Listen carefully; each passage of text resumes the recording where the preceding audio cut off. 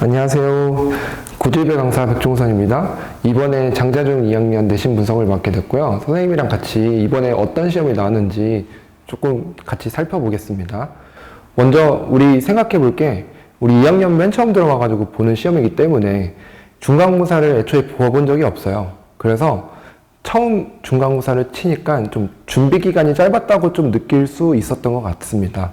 그래서 3월, 4월 좀 생각해 보면은 3학년 때, 3월 달에 애들이랑 처음 만나고 4월 달에 조금 한 달 정도 준비하니까 중간고사를 바로 보게 된 건데, 그래서 조금 더 준비 기간이 어려웠을 수도 있고 힘들었을 수도 있을 것 같아요.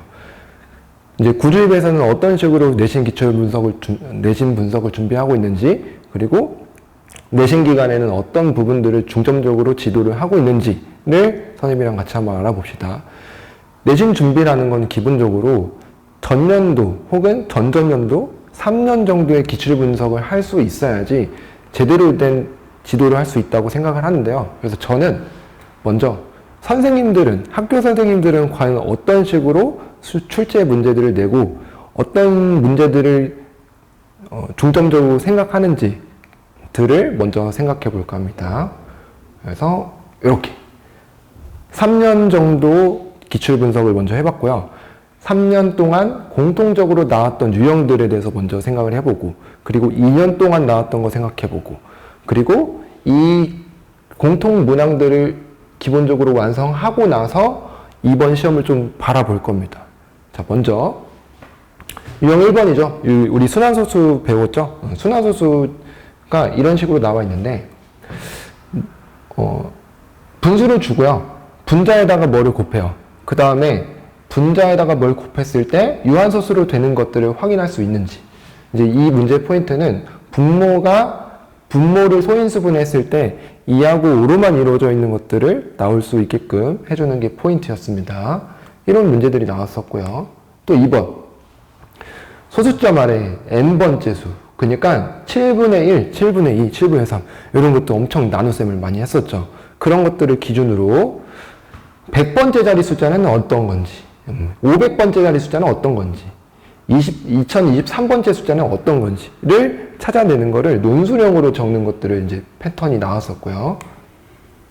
그리고 이런 복잡한 지수 법칙을 이용해가지고 분수를 딱 풀어낸 다음에 몇 번째 자리의 숫자인지, 몇 자리의 숫자인지를 구하는 방법이 나왔습니다. 그리고 추가적으로 그 숫자들을 다 더해가지고 합이 뭐냐라고 물어보는 문제들도 이렇게 공통적으로 나왔었습니다. 4번. 이번엔 부등식으로 갈 텐데요. 부등식에서는 요 맨 왼쪽에 있는 거는 얼핏 보기에는 이제 다른 문제라고 생각할 수 있겠지만은 요 기본적으로 수직선으로 나타낸 부등식을 제대로 표현할 수 있고, 그 부등식이랑 문제에서 주어진 이 위에 있는 해를 구하면서 똑같은 해를 찾아갈 수 있는지를 따지는 거였습니다. 그래서 이런 문제들도 이제 있었고요. 그리고 또 부등식. 이게 이제 2024년, 25년. 선생님은 이번에 그래서 이런 문제가 나올 줄 알았어요. 근데 나오진 않았지만 이게 애들이 많이 헷갈려하고 틀릴만한 포인트였다고 생각을 합니다.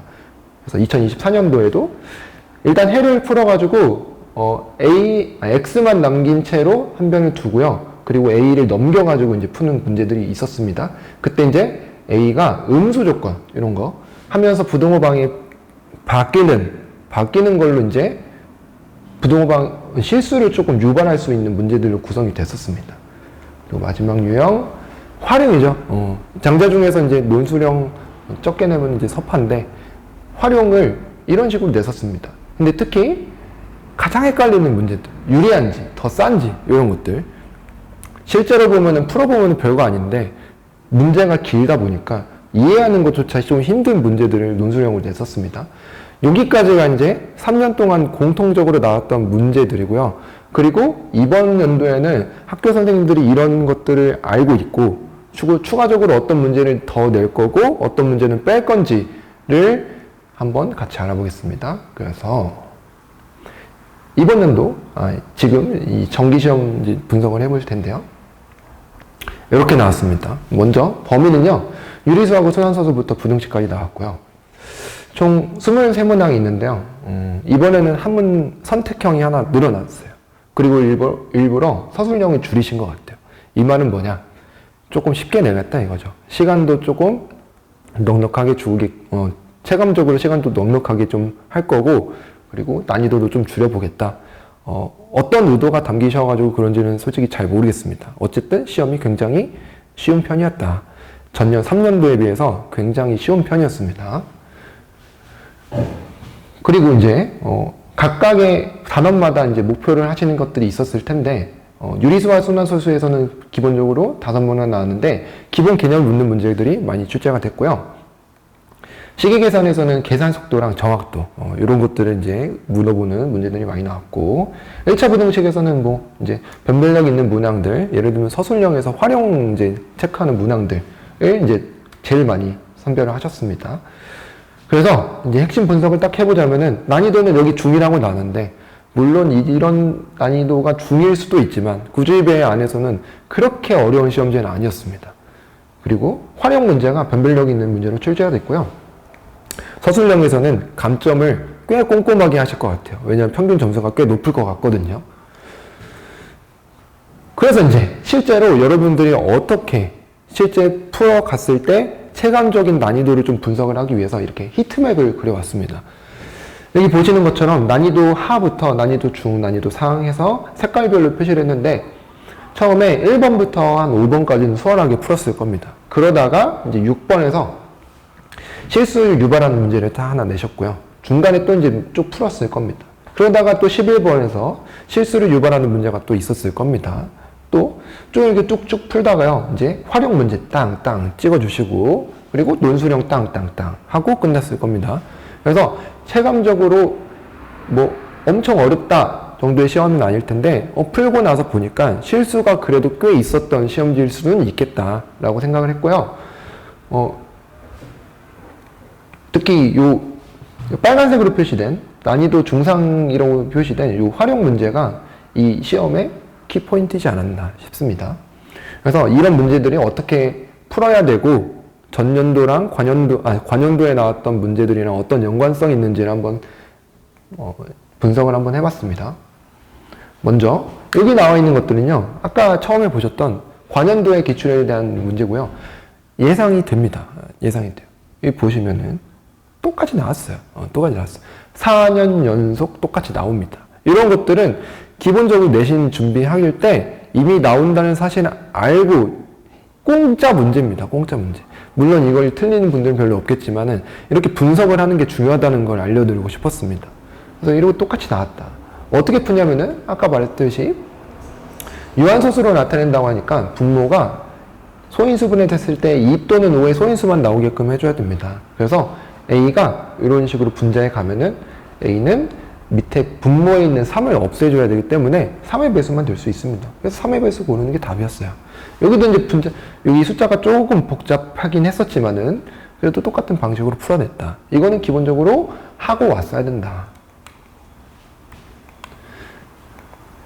그리고 이것도 똑같이 나왔어요. 네. 몇 자리 자연수인지 나왔습니다. 몇 자리 자연수인지. 3년 내내 똑같이 나왔고요. 4년 내내 똑같이 나왔습니다. 그래서 몇 자리 자연수 있는지를 풀어보는 방법은 10의 거듭제곱꼴로 나타내는 거였죠. 그래서 이런 식으로 지수법칙을 이용해서 이런 식으로 정리를 할 수 있었습니다. 그래서 7자리라는 걸 알 수 있었고요. 저렇게 푸는 거는 뭐 그 24 땡땡땡 24 0000 이렇게 하는 거는 별로 비추지만은 직관적으로 이제 보기에는 좀 쉬워가지고 넣어놨고, 그리고 각 자리 숫자의 합 6이라고 나왔으니까 이걸 다 더해가지고 6이 된다, 이렇게 풀 수 있었습니다. 그리고 이것도 이제 똑같이 나왔습니다. 네. 1, 2, 3, 4. 한 번 더 나왔죠. 똑같아요. 여기 있는 수직선에 있는 그 부등호의 방향을 고려해서 그 부등식을 만들어낼 수 있고요. 위에 있는 식을 풀어내서 똑같이 만드는 작업을 하면은 충분히 풀어낼 수 있었습니다. 그리고 이제 중간에 풀다가 선생님이 아까 노란색으로 표시했던 그 6번하고 11번 문제인데요. 이 문제들은 실수를 중간에 했으면은 조금 가다가 막혔을 법한 문제들이요. 그렇다고 엄청 어렵진 않았습니다. 한 6번 문제부터 보면요. 이거 저희 반 아이들도 엄청 많이 계속 알려드렸던 문제 중에 하나인데 계속 실수가 납니다. 이거는 실수가 나요. 그래서 반복 훈련을 통해 가지고 결국에는 우리 반 친구들은 다 모두 맞았는데, 이렇게 지수 법칙을 이용해서 곱셈을 지수에 있는 사를 분배할 수 있고요. 이런 식으로 나타내서 A라는 거를 이렇게 만들어낼 수 있고, 그래서 A에다 여기다 넣고 16A 제곱에서 2번 딱 할 수 있었죠. 11번 같은 경우는 둘레의 길이에요. 둘레의 길이. 이것 때문에 실수가 많이 나는 유형인데, 둘레의 길이라는 건 기본적으로 곱하기 2를 해주셔야 되며, 곱하기 2를 안 했으면 틀렸다. 그래서 이 문제가 조금 헷갈린다. 그러면은 대부분 이런 직사각형을 머릿속으로 생각하거나 아니 실제로 그려보거나 해서 문제를 먼저 이해를 해야 되는데, 문제를 이해하지 못하고 식만으로 하려고 하니까 잘 안 풀리는 경우가 좀 있었습니다. 이런 실수 유발 문제도 있었고요. 자, 그럼 다음 변별력 문항 한번 볼까요? 1차 부등식의 활용이죠. 선생님께서 그래도 어려운 문제는 좀 있어야겠다라고 생각하셔가지고 변별력 있는 문항으로 내신 것 같고, 1차 부등식 활용해서 일단 19번 문제, 요거 많이 틀렸습니다. 요거 많이 틀리죠. 선생님 항상 틀린 거 보면요, 왕복인데 편도만 가는 거죠. 그냥 갔다 오라고 적혀있는데 그냥 가는 것만 적거나 아니면 오는 것만 적거나 하나만 적어가지고 틀린 문제들이 문제들이 좀 있습니다. 그래서 이런 문제 같은 경우는 가는 시간하고 오는 시간 더해가지고 2시간 이내다. 그리고 이내라는 것도 조금 헷갈리는 분들이 계세요. 2시간 미만이다 라고 생각하시는데 그게 아니고 2시간 이내라는 거는 이제 이하다 라고 보시는 게 맞죠. 20번 문제 같은 경우는 처음 보는 유형이다 라고도 생각하실 수 있겠지만 드문드문 나오는 유형이긴 합니다. 9집의 학생들은 충분히 이런 문제들 많이 풀어봤을 텐데, 맞힌 문제, 틀린 문제를 X를 뭐라고 놓는지가 중요하죠. X를. 그래서 맞힌 문제는 X라고 놓고요. 틀린 문제를 30-X라고 놓고, 그리고 부등식 세워야 되는데, 맞히면 3점이고 틀리면 마이너스 3점이니까 3 곱하고 마이너스 3 곱하고 해서 75보다 미만이다 라고 하는 게 맞겠죠. 그래서 이렇게 풀어보는 게 변별력 문제로 출제가 됐습니다. 그리고 노은술형에서 변별력 문제는 항상 장제 중에서 항상 있어 왔죠. 어떤 문제가 출제가 됐냐면요, 두 연속하는 두 홀수의 합이 100보다 작다 이렇게 됐고요. x를 여기서 2x-1이랑 x 더하기 1 이렇게 들 수도 있겠지만 x랑 x 더하기 2로 둬서 얘가 홀수다 라는 식으로 푸는 것도 깔끔합니다. 그래서 두 개 더했을 때 100보다 작다 라고 세워서 x 값을 직접 구해줍니다. x가 홀수이기 때문에 49보다 작은 홀수이어서 47이 나오고요. x는 47이고 x 더하기 2, 그 다음 홀수는 49여서 둘이 더해가지고 다시 100보다 작은지도 확인하시는 거죠. 장자용 같은 경우는 그래서 선생님께서 여기에는 넣지 않았지만 시험지 보면은 항상 체크리스트가 있습니다. 어떤 것들을 중점적으로 채점을 할 거고 그거에 맞게 쭈루룩 풀어라. 그 흐름대로 푸시면은 감점이 없을 거예요. 근데 정리를 한번 했어요. 이런 부분들을 장제 중에서는 2학년 1학기 1차 정기고사에서는 전통적으로 중요하다고 말씀을 시험지에 나와 있고요. 첫 번째, 많이들 틀리시는 것들, 감점하는 것들 이제 보시면은 미지수 명시, 그러니까 뭐를 x라고 둘 건지를 얘기를 해야 됩니다. 그리고 기하분수 안 바꿔가지고 또 틀려요. 기하분수. 그리고 또 해가 진짜 맞는지 확인하는 거 또 물어보십니다. 그리고 대입해가지고 대입했을 때 어떻게 정리가 될 건지 또 물어보시고요. 그리고 논리전개의 과정 이유를 들 것. 그러니까 근거를 들어가지고 너가 논리적으로 전개했을 때 어떤 부분이 맞다고 생각하는지를 물어보십니다. 그래서 기본적으로 이런 식으로 체크리스트를 해서 장자 중이면은 좀 서술형을 준비해야 됩니다. 그래서 이번 시험은 어땠냐를 생각해보면 늘 그랬듯이 서술형이 관건이었습니다. 선택형은요 그냥 무난했습니다. 다른 학교에 비해서 무난했고요. 최근 4년 중간고사 중에 가장 쉬웠습니다. 가장 쉬웠어요. 이거는 좀 뒤에 가서 얘기해 볼 문제가 있겠네요. 그래서 평균이 높을 거로 예상합니다. 그러니까 실수를 적게 하는 사람이 고득점일 거겠죠, 상대적으로. 계산 정확도, 시기 계산이 있기 때문에 계산 정확도 중요했고요. 실수동이 변별력이 있는 걸로 생각할 수 있겠다. 그리고 실수가 많으니까 본인 실수 패턴을 평상시에 확인을 했어야 됩니다. 본인 실수가 더하기 빼기, 사칙연산에서 나는지, 문제를 잘못 읽어서 나는지, 어떤 부분에서 나는지 스스로 판단하고 확인하고 훈련하는 과정이 필요했었습니다. 그리고 계산은 우리 고3 때까지 아무리 강조해도 지나치지 않습니다. 이번 시험은 이런 식으로 마무리 지을 수 있겠네요. 구주입에서는 이런 내신 분석을 철저하게 하고 있기 때문에 관연도까지 다 해서 앞으로 어떻게 나올까지 교재에 반영하고 하고 있기 때문에 어떠겠어요? 성적이 꽤 잘 나옵니다. 네, 성적이 꽤 잘 나와요. 그래서 선생님 반 같은 친구들도 선생님 반도 100점이 여러 명 있는데 성적이 잘 나옵니다. 좀 자랑 한번 해봤습니다. 네. 그러면 이제 다음에는 어떻게 준비할 건지를 좀 얘기를 해봐야겠죠. 다음 2차 정기고사에서는 어렵게 나오겠죠. 어렵게 나오겠지. 이번에 진짜 됐다 싶게 나왔는데 어렵게 나오겠죠. 그래서 난이도 상승에 대비해야 됩니다. 난이도 상승이라는 거는 심한 문제를 풀어야 된다는 소리입니다. 심한 문제 안 풀면은 어려울 겁니다. 어려울 거예요. 그래서 고난도 문제들을 직접 해보고 반복해보고 어떤 유형들이 고난도 유형인지를 습득을 해야 됩니다. 그리고 관연도 기출 분석으로 어떤 문제들이 고난도로 나왔는지를 또 생각해보고요. 그리고 연방이 나오기 때문에 활용 대비해야 됩니다. 모든 유형별 다 풀 수 있어야 돼요. 문제 갔는데 이거 연방 처음 보는 유형이네? 안 돼요. 그러면은 그 시험에서 일단 틀린 거예요. 그건 틀린 거라고 보면 돼요. 그래서 모든 유형별 다 숙지하셔야 되고요. 채점 조건 명확하게 주시니까 그 채점 조건에 맞게 서술형 풀어봐야 됩니다.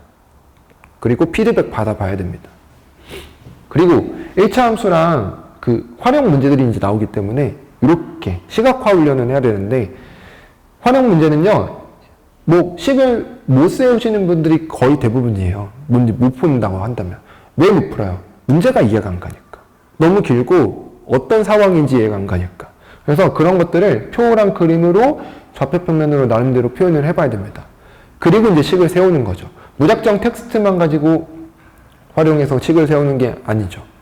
그리고 1차 함수에서는요, 그래프를 그려봐야 됩니다. 그래프 안 그리면 고난도 문제 못 풀어요. 그래서 그래프 무조건 확인하셔야 되고요. 대수적으로 식만 가지고 딸깍딸깍해서 대입하는 거 하면 안 돼요. 무조건 그래프 그리고 어떻게 시각적으로 이루어져 나가는지를 확인해야 됩니다. 네. 이런 식의 준비를 하면은 기말 때는 2차 정기고사 할 때는 잘 맞을 수 있겠죠. 그래서 이제 구조협에서는 어떤 식으로 준비를 하냐? 첫 번째, 유형별로 먼저 습득을 좀 해줍니다. 여기에는 이제 고난도 문제까지 섞여 있습니다. 고난도 문제까지 섞여 있고, 그리고 내신 코어. 유명하죠. 우리 구조협에 다니는 학생들도 코어 교재는 참 좋아하는데, 교과서랑 지도서 나오기 때문에 문제 풀 때마다 그래요. 선생님 이거 봤던 건데, 선생님 이거 우리 풀었던 건데, 이거 나오나요? 이렇게 물어보거든요. 그 정도로 이제 코어 풀 때는 굉장히 좋은 교재로 생각을 해주신다. 그리고 의대반 같은 경우는 시그니처 교재를 이제 추가적으로 무조건 필수적으로 풀리고 있는데 스카이반 밑으로는 이제 특강을 활용해서 다른 학교는 어떻게 나오는지, 강남은 어떻게 나오는지, 그리고 365는 어떻게 나오는지를 이제 만들어낸 교재라고 할 수 있고, 그리고 이제 준비 싹 잘하고 360 정도의 고난이도의 시험에 나오는 문제들을 퍼펙트 모의고사로 한번 합니다. 선생님 너무 어려운 거 아닌가요? 아니에요. 실제로 보면은 시험 본 사람들이 잘 맞잖아요? 성취감이 대단합니다. 그런 시험이에요. 그래서 퍼펙트 모의고사도 충분히 내신 준비할 때 엄청 유용하다고 생각합니다. 그리고 파이널 체크로 한 번 더 확인하고, 유형별로 확인하고, 그리고 랩업이라고 이번에 직보 교재로 이제 만들어진 건데요. 취약 유형만 딱 마무리 지을 수 있게끔 하는 걸로 마무리가 됩니다. 이런 식으로 구조입에서는 하고 있고요. 내신 분석이나 뭐 어떤 것들이라도 다 여기 교재에 녹여내가지고 수업을 하고 있습니다. 그래서 이 영상을 보시는 좀 내가 수학이 어렵거나 조금 내신을 좀 더 잘 맞아보고 싶다. 그러면은 한번 우리 학원에 와서 상담해 보시고 해보시면 좋을 것 같습니다. 여기까지 이제 장자중 내신 분석을 2학년 내신 분석을 한번 해봤고요. 항상 그 내신 준비하면서 느끼는 거지만 각 학교마다 출제 경향이 다 다르고 선생님들마다 생각하시는 분들이 다르시기 때문에 그 학교에 맞게 각각을 연구하고 여러분들한테 녹여내는 것은 강사에 필요한 자질이라고 생각합니다. 저는 저뿐만 아니고 구주임에는 모든 그런 것들을 다 회의를 통해서 녹여내고 있고 여러분한테 가르치고 있으니까 언제든지 와서 같이 공부할 수 있었으면 좋겠습니다. 이상 구주임의 강사 백종선이었습니다. 감사합니다.